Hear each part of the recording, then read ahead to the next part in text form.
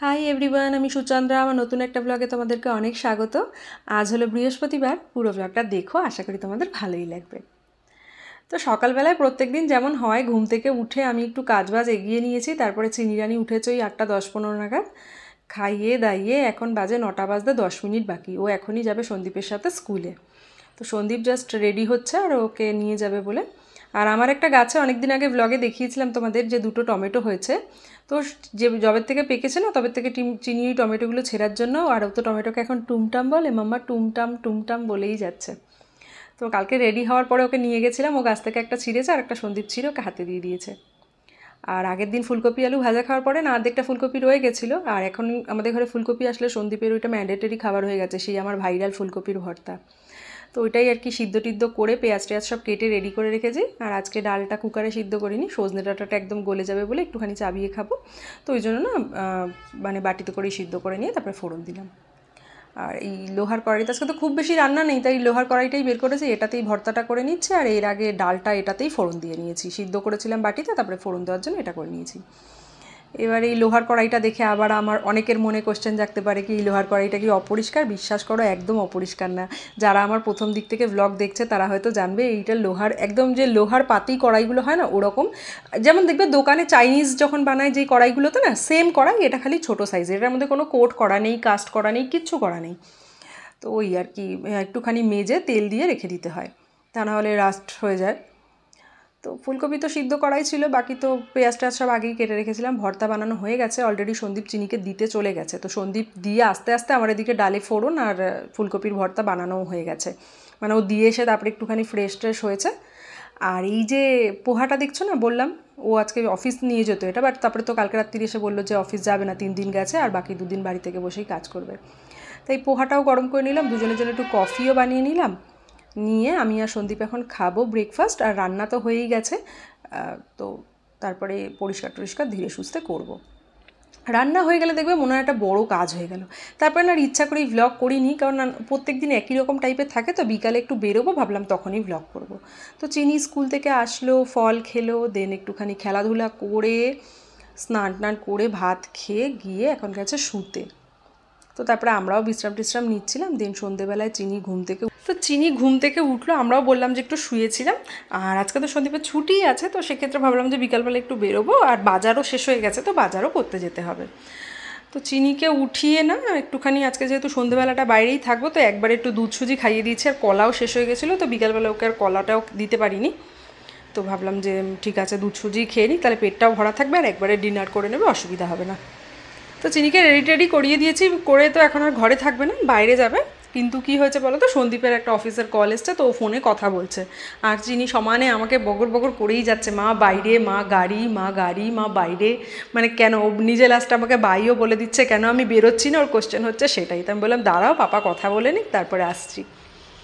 তো এই আর কি সন্দীপ ফোনে কথা বললো, তারপরে আমরা চলে এসেছি। তো এসছিলাম প্রথমে একটু বিশাল মেগামার্টে কিছুই আমাদের জন্য কেনার ছিল না। চিনির হোয়াইট কালারের টি শার্ট না ঘরে আছে, বাট একটায় ইয়েলো কালার মিক্স করা আছে, আর একটায় হচ্ছে গিয়ে ওই টি শার্টটা একটু বেশি সুন্দর, তো ওটাতে যদি রং টং লেগে যায়, নষ্ট হয়ে গেলে আমি খুব কষ্ট পাবো। সাদা জামাও আছে, তো ভাবলাম ঠিক আছে চলো একটুখানি হোলির জন্য একটা জামা কিনেই দিই। তো ওই জন্য একটা হোয়াইট কালারের টি শার্ট নিতে গেছিলাম। তো প্রথমে গিয়ে আমার হোয়াইট কালারের যে টি শার্টটা, আর বিশালে বলি খুব বাজেট ফ্রেন্ডলি থাকে, তো ওই হোলি ফলি যে কোনো সেলিব্রেশন, যেমন প্লে স্কুলে হয় না বাচ্চাদের এই কালার ডে ওই কালার, তো তখন আমি প্রেফার করি এগুলো, যদি ঘরে না থাকে তো বিশাল থেকে গিয়ে একটা নিয়ে নিই। তো ওই আর কি নিয়েছি চিনির জন্য একটা টি শার্ট, ওটারই আর কি মাপ দেখছিলাম যে ঠিকঠাক আছে কি না, আর কাপড়টাও ঠিকঠাক। তো এই খেলার এই জায়গাটা মানে টয়েজের সেকশানে চলে এসছে। আর এখান থেকে ওই দেখো ওই যে একটা বেবি দেখা যাচ্ছে, ও বলছে ওটা ওর বেবি, মানে বাড়িতে সেম একটা পুতুল আছে না, ওর ডল আছে, ওটাকে তন্দ্রা মিমি পাঠিয়েছিল। তো ওইটাকে তো সারাক্ষণ নিয়ে খেলে টেলে, এবার বলছে ওটা নাকি ওর। আমি বললাম না না বাবা, তোমারটা বাড়িতে আছে, এই যে এইটাকে। তো এই আর কি। তারপরে দেখো এইখানে যত খেলনা দেখতে পারবে মোটামুটি ছোট, সেগুলো ঘরে আমাদের আছেই। চিনি ভেঙে ফেলেছে, খুলে ফেলেছে এরকম। কারণ এগুলো ফার্স্ট ক্রাই থেকে আমি মোটামুটি যখনই ওর জন্য কিছু অর্ডার করি, খেলনা টেলনা অর্ডার করতেই থাকি, কিচেন সেট বলো যা, যেগুলোই দেখবে ঘরে সবই আছে। তো ওই জন্য আর এক্সট্রা করে কিছু নিইনি, যে আবার এই একই জিনিস এনে আবার ওই যে যেটা বক্সের মধ্যে ভরে ভরে রাখি ওর মধ্যে ফেলে ফেলে ভেঙবে, যা আছে ওগুলো দিয়ে খেলুক।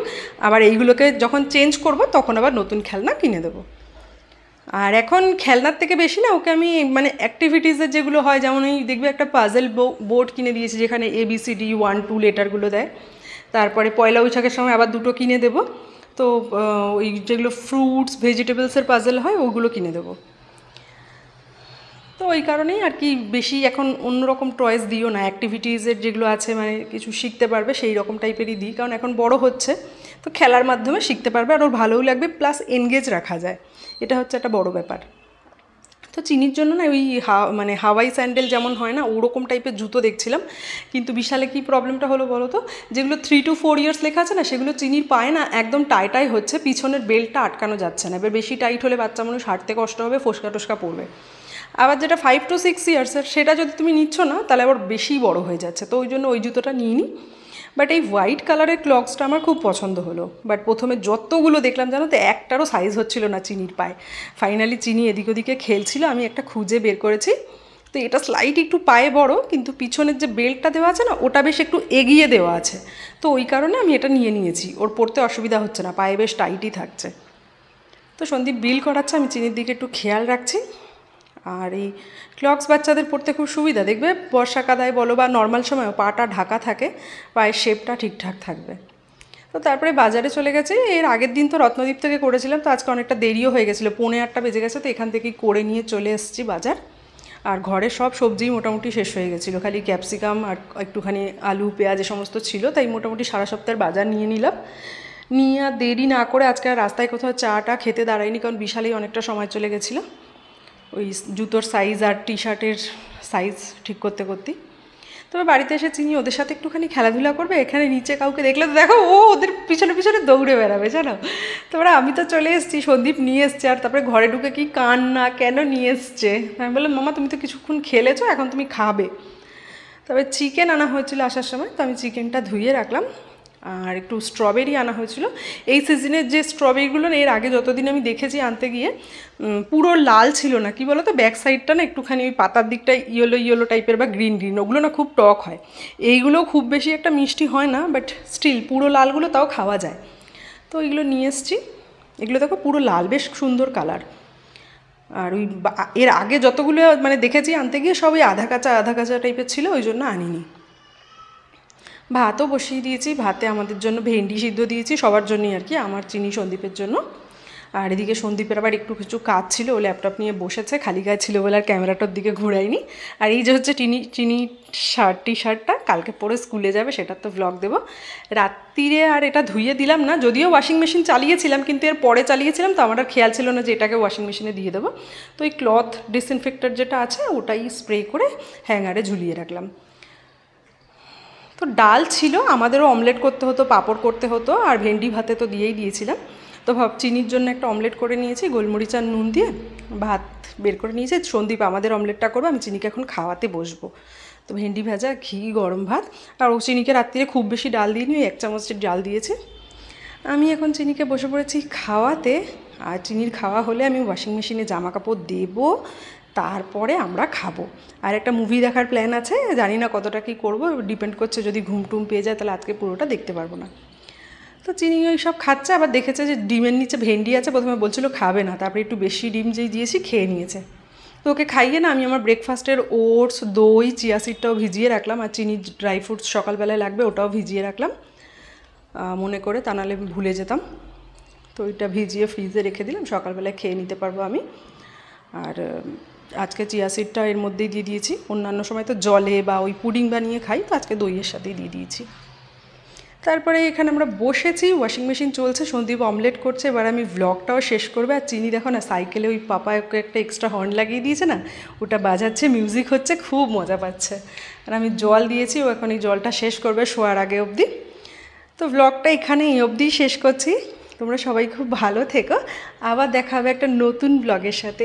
টিল দিন বাই বাই, গুড নাইট।